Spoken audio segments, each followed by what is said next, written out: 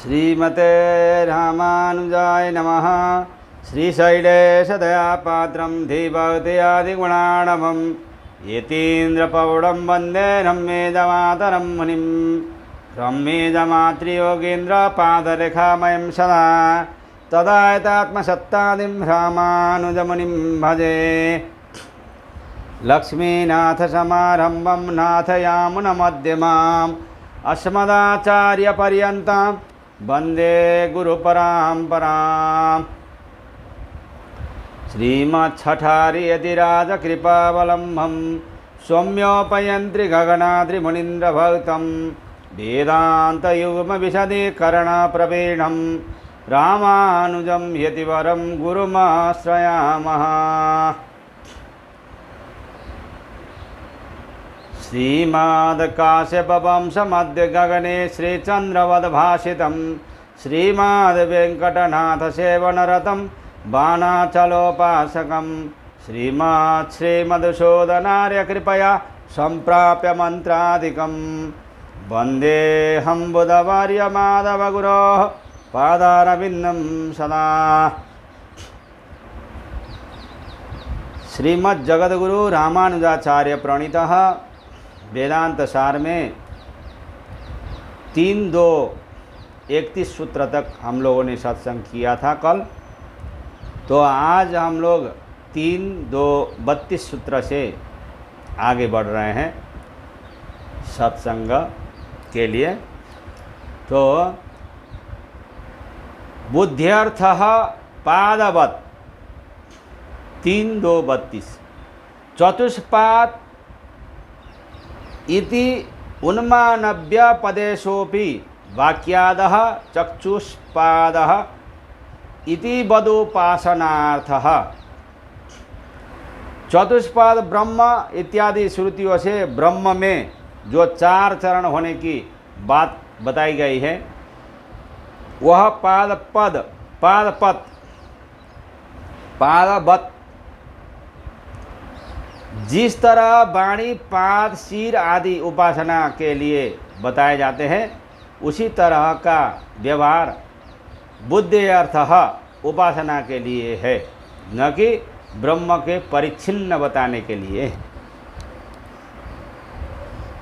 जो चतुष्पाद ब्रह्म षोडश कलम इत्यादि श्रुतियों से ब्रह्म को 4 चरणों वाला 16 कला वाला बताया गया है वह उसकी परिच्छिन्नता में तात्पर्य नहीं है। अपितु पादोस्य विश्वभूतानि तैत्तिरीय उपनिषद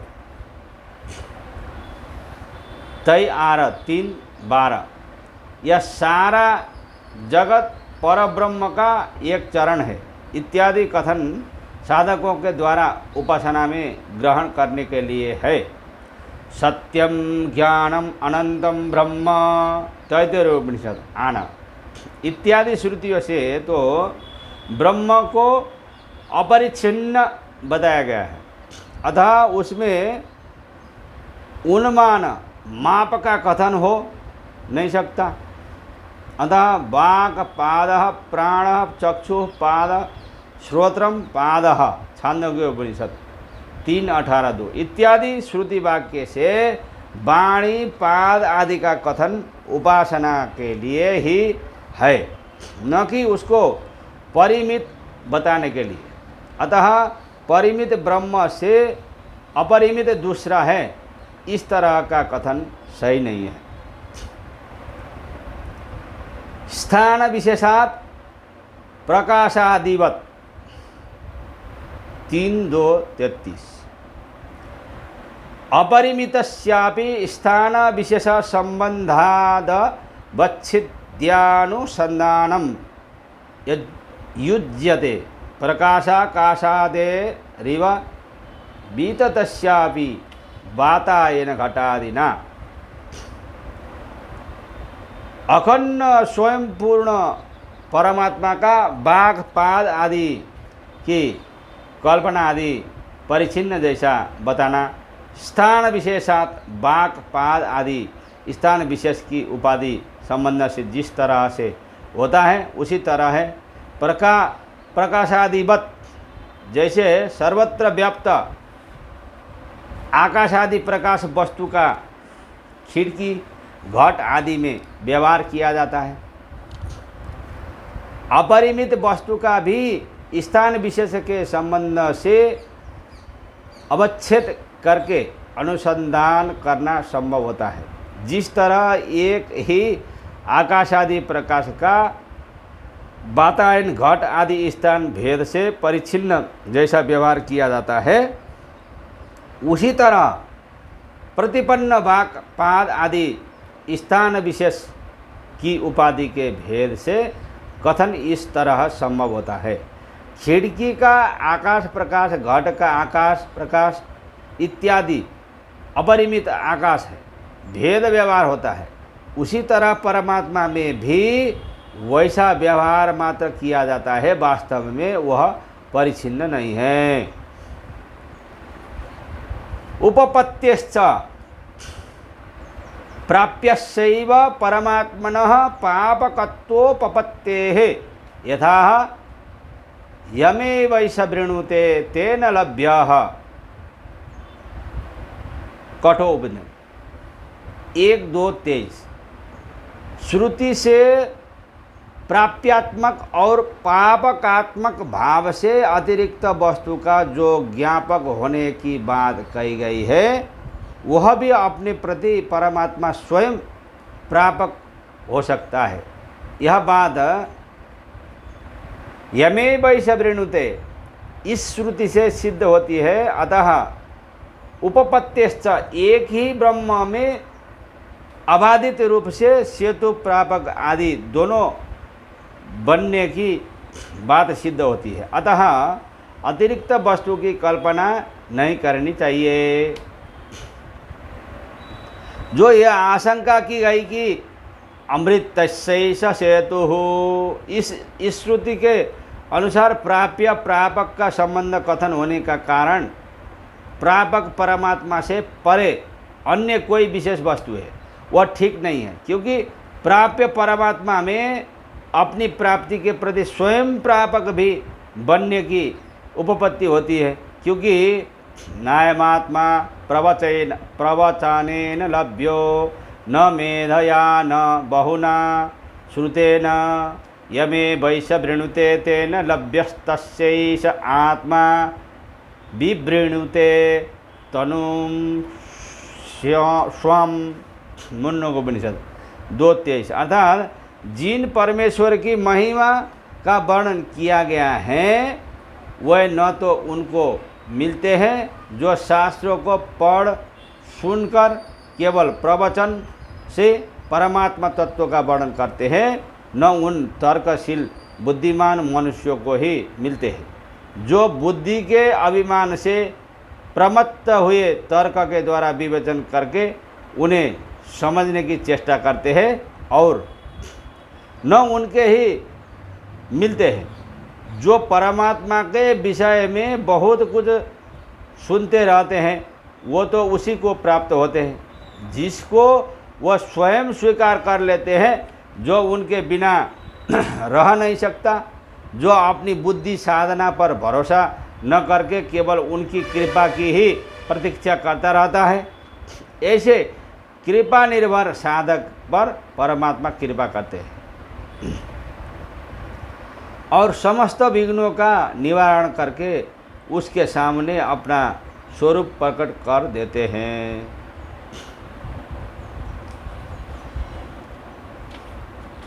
इस प्रकार से यहाँ पर 3-2-34 सूत्र भी पूरा हो जाता है। अब हम लोग 3-2-35 सूत्र में प्रवेश कर रहे हैं। तथान्य प्रतिषेधात् 3-2-35। यस्यात् परन्ना परमस्ति किंचिद्यस्मान् नाणीयो न ज्यायोस्ति कश्चित्। श्वेतक्षेत्रोपनिषद 3:9। इत्यस्मिन्वाक्ये पुरुषादन्यस्य ज्यायस्तो प्रतिषेधादि तो धिकम नास्ति ततो यदुत्तरत्तरम श्वेताश्वतर उपनिषद 3:10 इति तु यतः पुरुषतत्वादन्य दुष्कृष्टम नास्ति तथा उत्तरतरम पुरुषत्वमेव अरूपमनामयम एतत् विदुर मृतास्ते भवन्ति अथेतरे दुःखमेवापीयन्ति श्वेताश्वतर उपनिषद 3:10 इत्युप्रक्रम प्रतिज्ञातं सहेतुकमुपसंहृतं तमेव विदित्वा ति मृत्युमेति नान्यः पंथा श्वेताश्वतर उपनिषद 3:8 इत्युप्रक्रमे प्रतिज्ञातम् अन्यथा उपक्रम विरोधश्च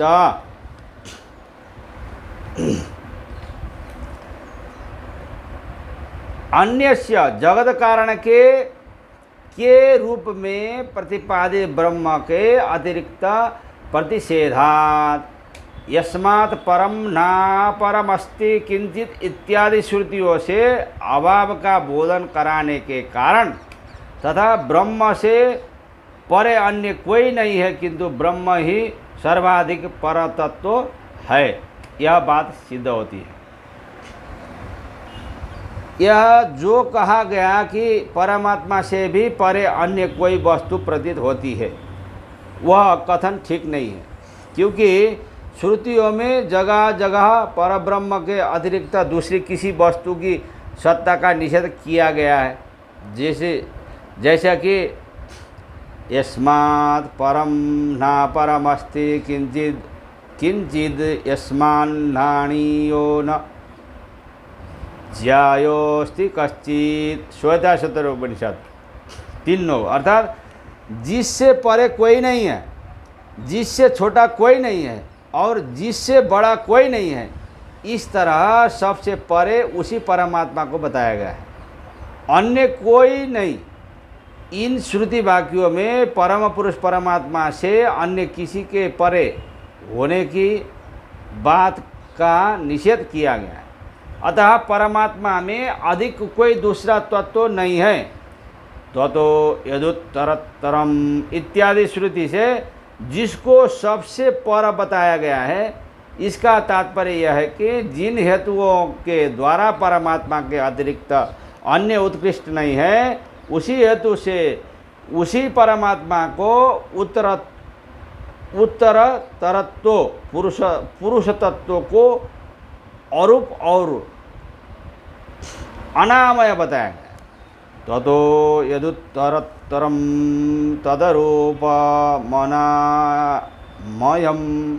या तदत् विदुर मृतास्ते भवन्त्यथेतरे दुःखमेवापि यन्ति श्वेताश्वतर उपनिषद 3:10 अर्थात जो उत्तरोत्तर पुरुष तत्व है वही अरूप है, वही अनामय है। उसी तत्व को जो जानते हैं वही अमृत स्वरूप हो जाते हैं। जो उसको नहीं जानते वह दुख को प्राप्त करते हैं।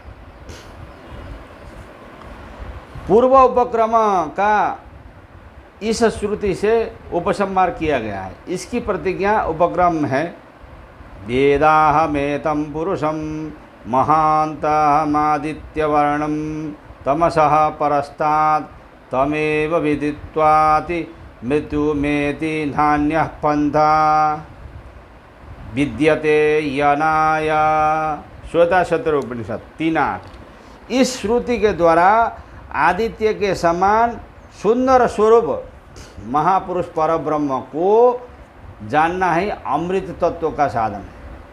उसके अतिरिक्त अन्य कोई अमृत तत्व प्राप्ति का साधन है ही नहीं। यदि परम पुरुष से भी उत्कृष्ट अन्य कोई तत्व को बताना अभिष्ट होता तो उपसंहार का उपक्रम से विरोध होता। अनेन सर्वगतत्व मायामशब्दादिभ्यः 3:2-36 अणोरणीयन महतो महीयन तैतरीय 9:10 तेनेदम पूर्णम पुरुषेण सर्वम श्वेताशतरोपनिषद 3:9 वाप्य नारायण स्थितः नारायणोपनिषद नित्यं विभुं सर्वगतं सुसूक्ष्मं मुन्नकोपनिषद 1:1-6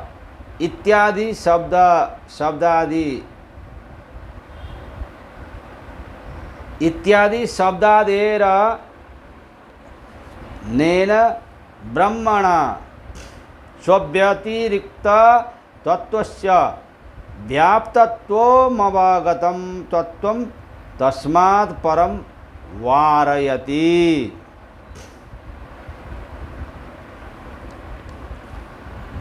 अनेन परमात्मा के द्वारा ही सर्वगतत्वम समस्त विश्व व्याप्त है। यह बात आयाम शब्दादिभ्यः परब्रह्म को ही सर्वत्र अप्रतिहत व्याप्ति का प्रतिपादन करने वाले श्रुति वाक्यों से जाना जाता है।